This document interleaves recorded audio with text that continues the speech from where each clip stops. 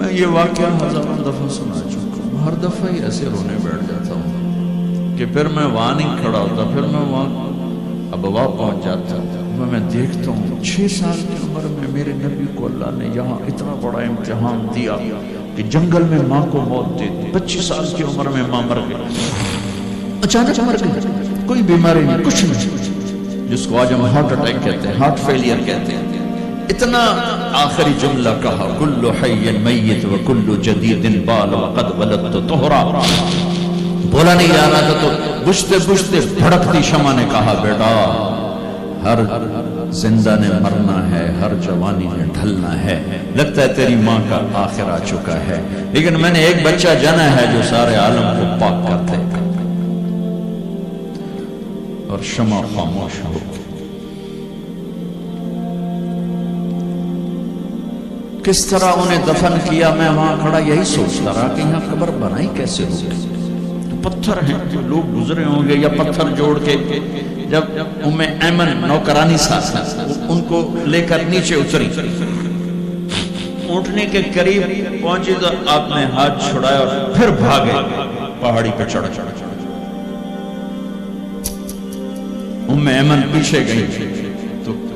وہ منظر تھا کہ شاید اس وقت عرش بھی رو رہا ہوگا کہ اللہ کے نبی نے ماں کی قبر کو چمٹایا ہوتا سینے کے ساتھ، قبر پہ سے، اور جب ام ایمن قریب آئیں تو وہ نوحہ کہہ رہے تھے کہ پتھر بھی پگھل رہے تھے کہ ماں جی آپ کو تو پتا تھا آپ کے سوا میرا کوئی نہ تھا، آپ مجھے چھوڑ کے کیوں چلے، آپ مجھے چھوڑ کے کہاں چلے۔ ام ایمن نے اٹھانا چاہا، انکار کر دے گا،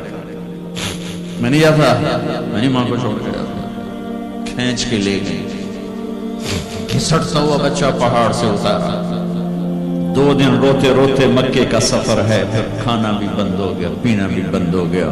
سوائے زمزم کے چند گھونٹ پانی کے سارا دن نہ کھاتے تھے نہ پیتے تھے، اکیلے بیٹھے رہتے، نہ ماں نہ باپ نہ بھائی نہ بہن، اللہ۔ 57 سال کے بعد ماں کی قبر پر پہنچے اور قبر کے سرہانے آ کر بیٹھے، گوڈے اوپر اٹھائے